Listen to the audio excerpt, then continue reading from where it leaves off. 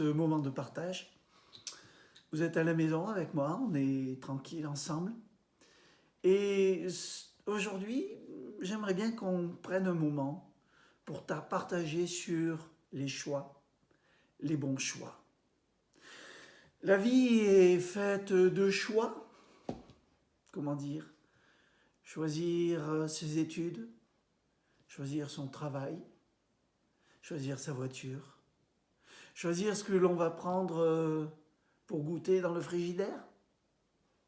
La vie est faite de choix, plus ou moins simples, plus ou moins importants. Il y a parfois des choix anodins, il y a parfois des choix très importants qui vont déterminer toute une vie, tout un avenir. Et savoir choisir est quelque chose de très important. Et la parole de Dieu nous en parle énormément. Et aujourd'hui, on va lire plusieurs passages, et le premier, si vous voulez bien, ça sera dans le livre de la Genèse, au chapitre 13, et nous lirons du verset 5 au verset 13. C'est l'histoire de Abraham et Lot. Nous allons commencer. Lot, qui voyageait avec Abraham, avait aussi des brebis, des bœufs et des tentes, et la contrée était insuffisante pour qu'ils demeurassent ensemble, car leurs biens étaient si considérables qu'ils ne pouvaient demeurer ensemble. Il y eut querelle entre les bergers des troupeaux d'Abraham et les bergers des troupeaux de Lot. Les Cananéens et les Phéréziens habitaient dans le pays. Abraham dit à Lot, « Qu'il n'y ait point, je te prie, de dispute entre moi et toi, ni entre mes bergers et tes bergers, car nous sommes frères. Tout le pays n'est-il pas devant toi? Sépare-toi de moi, et si tu vas à gauche, j'irai à droite, et si tu vas à droite, j'irai à gauche. » Lot leva les yeux et vit toute la plaine du Jourdain qui était entièrement arrosée, avant que l'Éternel eût détruit Sodome et Gomorrhe. C'était jusqu'à Tsoar comme un jardin de l'Éternel, comme le pays d'Égypte. Lot choisit pour lui toute la plaine du Jourdain. Il s'avança vers l'Orient. C'est ainsi qu'ils se séparèrent l'un de l'autre. Abraham habita dans le pays de Canaan, et Lot habita dans les villes de la plaine, et dressa ses tentes jusqu'à Sodome. Les gens de Sodome étaient méchants et de grands pécheurs devant l'Éternel. Et oui, c'est parfois important que de se séparer, et nous en avons un exemple, Lot et Abraham, tous deux des bergers avec de grands troupeaux, un grand patrimoine, et il y a un moment donné où ça peut poser des problèmes, et c'est ce qui leur arrive. Il n'y avait plus assez de place pour l'un et pour l'autre, et ça crée des disputes, des dissensions entre les bergers des uns et les bergers de l'autre. Et il a fallu à un moment donné faire un choix, se séparer. Se séparer pour le bien de tout un chacun, mais se séparer, c'est aussi faire des choix. Et là, c'est Abraham qui donne le choix à son neveu Lot d'aller à un endroit ou à un autre.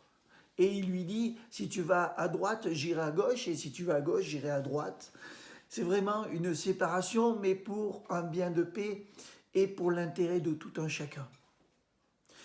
Lot qui regarde devant lui, on peut penser qu'ils étaient sur une hauteur, il voit à ses pieds, en contrebas, une vallée luxuriante avec des pâturages magnifiques, avec de l'eau qui coule, des terres grasses. En fait, une terre tout à fait propice pour un berger comme lui, où les bêtes pourront avoir à manger à profusion, où elles vont pouvoir se multiplier et où tout sera très bien. Voyez-vous, il y a des apparences. Parce que si nous lisons un peu plus loin, nous voyons à la fin de notre lecture que les gens de Sodome étaient des gens méchants et des grands pécheurs devant l'Éternel. Et ça ne se voyait pas au premier abord. Mais si c'est écrit, c'est que Abraham, comme Lot, le savait déjà. Mais Lot a fait un choix. Il a choisi de descendre et de regarder à son intérêt immédiat. Et parfois, c'est une apparence trompeuse, comme je vous disais, mais ce n'est pas le meilleur des choix. Abraham, quant à lui, il est évident qu'il est parti dans les montagnes et il a emmené avec lui ses troupeaux, sa famille, ses serviteurs, et ils ont vécu en tant que nomades aussi. Quant à Lot, lui, il s'est approché des villes de Sodome et Gomorrhe, il a planté ses tentes à l'entrée des villes et il a pu faire paître ses troupeaux, il a pu faire ses affaires. Et avec le temps, il s'est habitué à vivre avec cette population, il s'est habitué à vivre avec les gens du pays, et il a été même, si on lit le chapitre 19, jusqu'à s'installer à l'intérieur de la ville elle-même. Il s'était habitué à la vie de ces gens, à leurs usages, à leurs coutumes. Et il faut savoir que si vous le lisez, et ce que donc je vous invite à faire, c'est à découvrir que cette population était vraiment très particulière. Et non seulement lui s'est habitué, mais sa famille tout entière, ils étaient imprégnés par ce style de vie, ils étaient imprégnés par ses usages. Et pour leur famille, c'était presque devenu une normalité. Mais à un moment donné, il y a des choses qui font que ça devient un peu plus compliqué.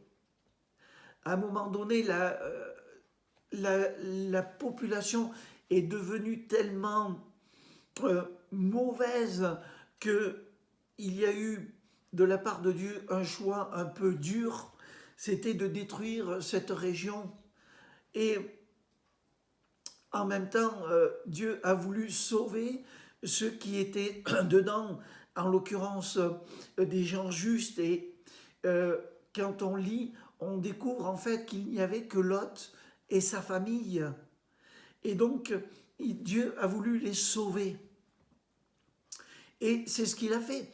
Euh, et au moment de faire fuir avant la destruction de cette ville, Lot et sa famille, et il y a ces gendres qui ont pris les paroles de Lot à la rigolade, comme étant une plaisanterie, une bonne plaisanterie. Et Lot est parti avec son épouse, ses deux filles. Et en chemin, alors que la ville commençait à être détruite, son épouse a détourné les regards de sa route pour regarder en arrière. Et là, elle y a laissé malheureusement sa vie. Et ces deux filles, quand ils sont arrivés et qu'ils se sont mis à l'abri, ont fait des choses extrêmement graves. Elles ont enivré leur père, ont couché avec afin d'avoir des enfants. Mais pour elles, c'était une chose normale, vu le contexte de vie dans lequel elles étaient. On peut dire, au regard de ce texte, que des choix qui paraissent importants, bons au départ, nous mènent à des situations scabreuses. Et cet exemple-là est un exemple riche en exemples et riche en enseignements. Nous avons des choix à faire dans la vie. Il m'est arrivé de choisir où j'allais vivre, il m'est arrivé de choisir quel allait être le nom de mes enfants, quel allait être le travail, quelle allait être ma voiture. Mais la voiture, le logement, tout ça, ce sont des choses simples, anodines. Mais quand il s'agit après d'un travail, quand il s'agit d'une épouse, ça devient plus compliqué. Et c'est des choses qu'il faut réfléchir et peser. Et ça, c'est un des exemples notoires. Mais en même temps, s'il n'y a pas de choix, je dirais qu'il n'y a pas de liberté. Imaginez une vie où on ne vous laisse aucun choix, aucune liberté. Cela n'est-il pas de l'esclavage? Cela n'est-il pas du totalitarisme? À mon avis, si. Et notre Dieu n'est pas un Dieu qui est un despote, n'est pas un Dieu qui veut des esclaves, mais est un Dieu qui veut des gens, hommes et femmes, libres, libres de choisir leur vie, de choisir leur destinée. Contrairement à ce que certains ont voulu nous faire croire. Au Moyen-Âge, il était de bon ton de forcer les populations à suivre une religion. On allait faire des conquêtes, des croisades, et on forçait les populations locales à suivre par la force. Ce n'est en aucun cas ce que l'Éternel veut et demande, loin s'en faut. Et quand Dieu a créé l'homme, s'il a créé à son image, s'il a créé dans un lieu extraordinaire qui est appelé le Jardin d'Éden, il ne l'a pas créé pour être esclave, mais il a voulu lui donner la liberté. La liberté de choisir, de vivre avec lui ou loin de lui. Et voyez-vous, on trouve dans le livre de la Genèse ces paroles qui nous le ramènent. Genèse 2, verset 7 dit « L'Éternel Dieu forma l'homme de la poussière de la terre. Il souffla dans ses narines un souffle de vie et l'homme devint un être vivant. » Genèse 2, 15 à 17 dit « L'Éternel Dieu prit l'homme et le plaça dans le jardin d'Éden pour le cultiver et pour le garder. L'Éternel Dieu donna cet ordre à l'homme. Tu pourras manger de tous les arbres du jardin, mais tu ne mangeras pas de l'arbre de la connaissance du bien et du mal, car le jour où tu en mangeras, tu mourras. » Un choix est fait. Si Dieu n'avait pas mis au milieu du jardin cet arbre de la connaissance du bien et du mal, il n'aurait pas laissé une alternative à l'homme, un choix. Mais il avait voulu justement que l'homme soit libre. Et en mettant cet arbre, il a permis à l'homme et la femme, bien entendu, de choisir. Et quelques versets plus loin, nous voyons que Satan est venu et expose à Ève, la femme d'Adam, donc Dieu a-t-il vraiment dit que vous ne pouviez pas?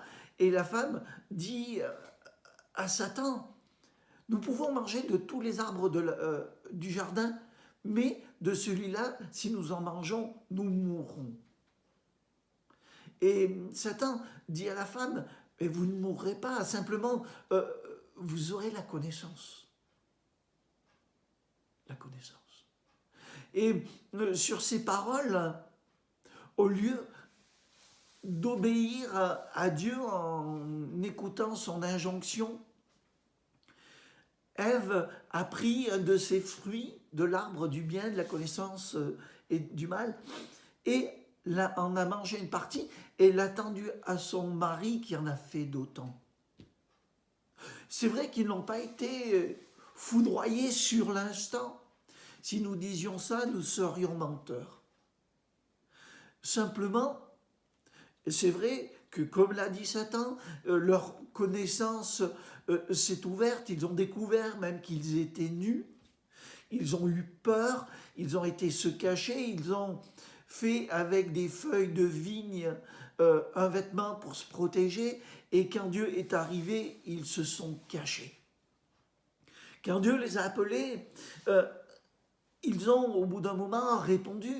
Et Adam a dit à Dieu, on s'est caché parce qu'on a eu peur, parce qu'on était nus.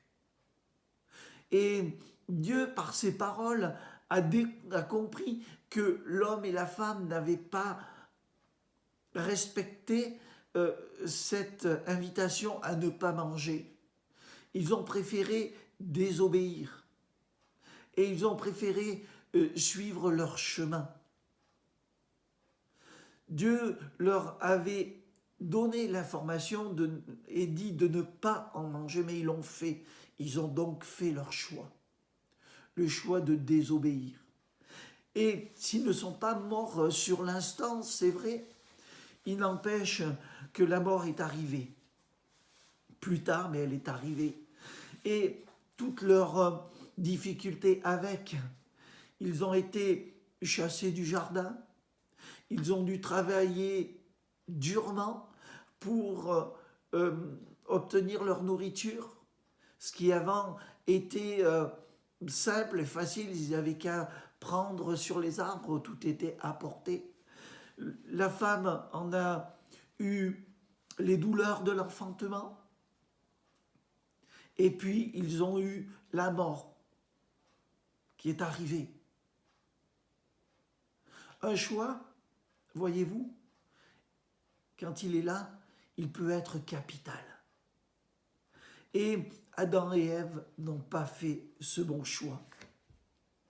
Je voudrais vous donner encore un autre exemple. C'est dans le Nouveau Testament, dans le livre de Matthieu, au chapitre 19, versets 16 à 22. Et voici, un homme s'approcha et dit à Jésus, « Maître, que dois-je faire de bon pour avoir la vie éternelle ?» Il lui répondit, « Pourquoi m'interroges-tu sur ce qui est bon? Un seul est le bon. Si tu veux entrer dans la vie, observe les commandements. » Lesquels, lui dit-il? Et Jésus répondit, « Tu ne tueras point. Tu ne commettras point d'adultère. Tu ne déroberas point. Tu ne diras point de faux témoignages. Honore ton père et ta mère. Et tu aimeras ton prochain comme toi-même. » Le jeune homme lui dit, j'observe toutes ces choses. Que me manque-t-il encore? Jésus lui dit, si tu veux être parfait, va, vends ce que tu possèdes, donne-le aux pauvres, et tu auras un trésor dans le ciel. Puis viens et suis-moi. Après avoir entendu ces paroles, le jeune homme s'en alla tout triste, car il avait de grands biens. Voyez-vous, ce n'est pas le fait d'avoir des biens ou autre chose. C'est le fait de choisir. Choisir l'essentiel. Qu'est-ce qu'il y a de plus important? Est-ce que c'est de suivre Christ?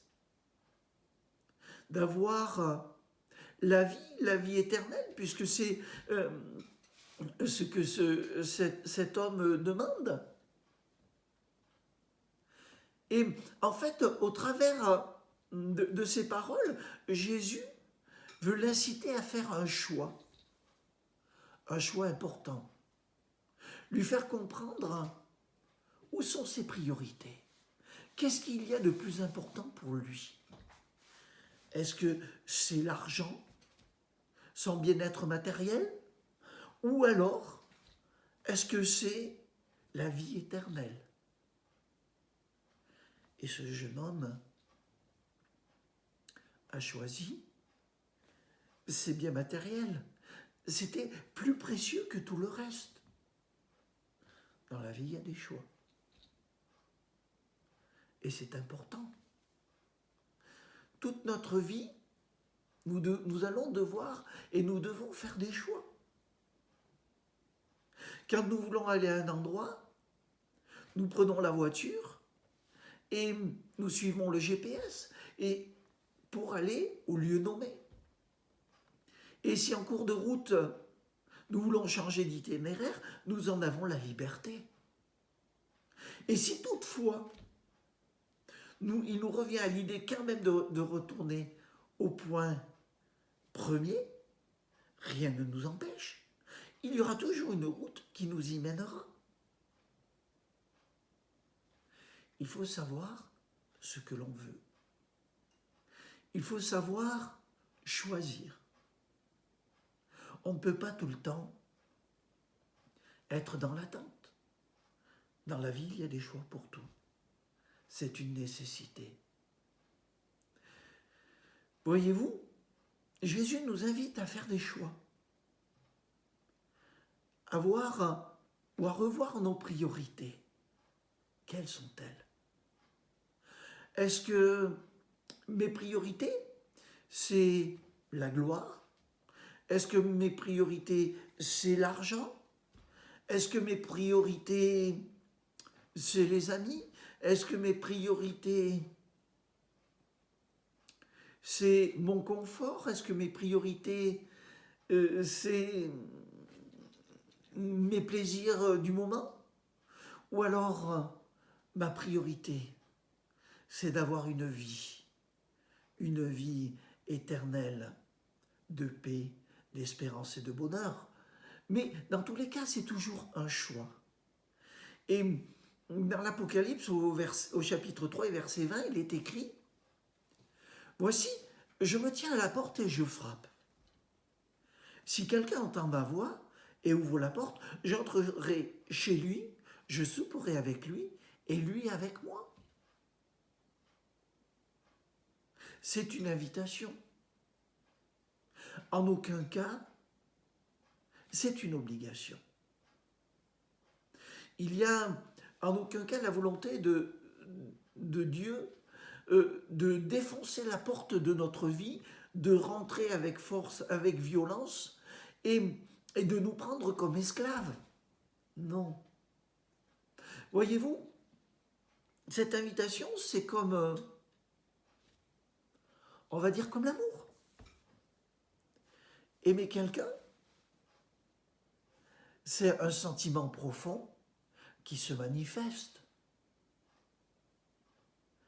Et vivre avec quelqu'un, c'est un acte volontaire des deux parties.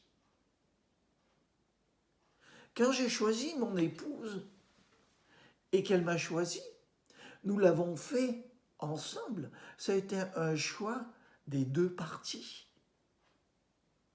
Et ensemble, nous avons décidé de nous marier. Ensemble, nous avons décidé de fonder un foyer. Ensemble, nous avons décidé d'avoir des enfants, de construire une maison, bâtir une vie ensemble. Et ça, c'est un choix, c'est une liberté.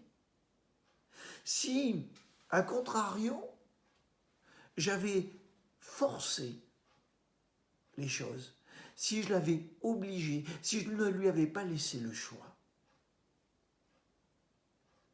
ça aurait été de l'esclavage, de la violence. Non, l'amour, ce n'est pas ça. L'amour, c'est dans le partage. C'est dans un échange bilatéral. C'est quelque chose qui se fait dans le consentement. L'amour de Christ, c'est pareil. Je frappe à la porte de ton cœur, à la porte de ta vie. Je veux m'inviter dans ta vie, mais je ne t'oblige pas. Si tu ouvres, j'entrerai. Ensemble, nous serons. Mais c'est un choix. Jean 3,16 dit « Car Dieu a tant aimé le monde qu'il a donné son Fils unique, afin que quiconque croit en lui et ne périsse pas, mais qu'il ait la vie éternelle. » Et il dit « Je ne suis pas venu juger le monde, mais sauver le monde. » Ce n'est pas un despote, ce n'est pas un tyran, loin s'en faut. C'est un sauveur d'amour. Il a donné sa vie afin que j'aie la vie. Il a voulu nous sortir de notre misère pour nous amener à quelque chose de meilleur. Mais dans tous les cas, tout en nous laissant le choix. Adam et Ève, dans le jardin d'Éden, avaient le choix de manger ou pas du fruit de l'arbre de la connaissance du bien et du mal. Ils en avaient le choix. Ils ont choisi d'en manger en sachant très bien ce qu'il allait en découler. Ça a été leur choix. À ce même titre, Jésus aujourd'hui frappe à la porte de vos cœurs, de ton cœur. Il dit, je veux venir dans ta vie. Je veux venir. Mais est-ce que toi tu acceptes? Je te tends la main. Est-ce que tu veux la saisir? Comme ce jeune homme riche, il y a le choix. Tu fais ou tu fais pas. C'est ton choix. Moi, je te tends la main et je t'aime. Et aujourd'hui, quel est ton choix? Qu'est-ce que tu veux choisir? Qu'est-ce que tu veux faire? Tu as la liberté. Mais en aucun cas, Dieu n'est un tyran. En aucun cas, Dieu ne te forcera ni dans un sens ni dans un autre. Parce qu'il ne veut que des hommes et des femmes libres. Libres de choisir la liberté, l'égalité, l'équité. Il n'y a pas ou l'un ou l'autre. Chacun a la possibilité. Et chacun est invité. Il frappe à la porte de ton cœur. C'est ce que je viens de lire dans Apocalypse 3:20. Je me tiens à la porte et je frappe. Si tu entends ma voix et tu ouvres, j'entrerai chez toi. Et toi, que veux-tu? Tu es libre, mais invité. Tu es invité à le recevoir dans ta vie, à passer un temps avec lui, dans la liberté, mais jamais dans l'obligation. En prie. Merci Père pour ta parole parce qu'elle est vivante. Merci parce que tu ne changes pas. Les promesses que tu as pu faire dans le passé, tu les fais encore aujourd'hui. Tu invites parce que tu veux le meilleur pour chacun. Alors je veux te rendre grâce de ce que tu vas encore faire du bien à chacun et à chacune. Et merci parce que ta porte est toujours ouverte. Merci parce que tu es toujours prêt à accueillir. Merci parce que tu es plein d'amour, d'attention. Et merci parce que tu veux le meilleur pour chacun. Alors que ton nom soit loué et béni.